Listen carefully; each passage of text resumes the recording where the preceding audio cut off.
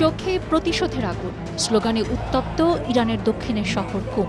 ঐতিহাসিক জামকারান মসজিদের বাইরে জড়ো হয়ে শত শত ইরানির একটাই দাবি, ইসরায়েলকে তার কৃতকর্মের সমুচিত জবাব দিতেই হবে।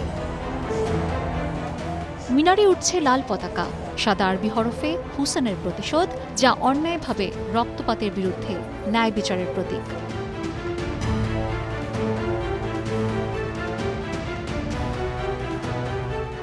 শুক্রবার ভোরে ইরানের পারমাণবিক ও ক্ষেপণাস্ত্র স্থাপনায় হামলা চালায় ইসরায়েল। একই সাথে শীর্ষ সামরিক কমান্ডার এবং বিজ্ঞানী সহ শতাধিক ব্যক্তিকে হত্যা করে। এরপরও দফায় দফায় হামলা হয়েছে ইরানি বিভিন্ন স্থাপনায়।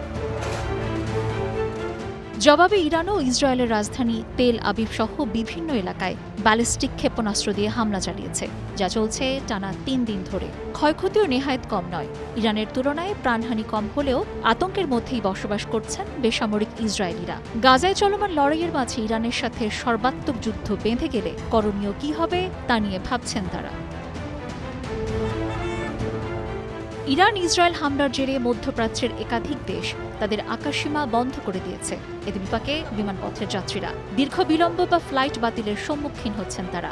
লেবাননের রাফিক হারিরি আন্তর্জাতিক বিমানবন্দরে আটকা পড়েছেন বহু যাত্রী। একই পরিস্থিতি জর্ডানে।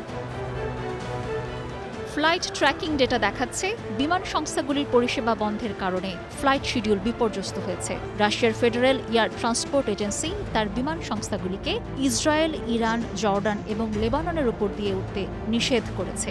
একই পদক্ষেপ নিয়েছে এমিরেটস, কাতার এয়ারওয়েজ এবং ফ্লাই দুবাইয়ের মতো প্রধান বিমান সংস্থাগুলি। তুরস্কের এজেড বিমান সংস্থা আগামী সোমবার পর্যন্ত ইরান, ইরাক এবং জর্ডানের সমস্ত ফ্লাইট বাতিল করেছে।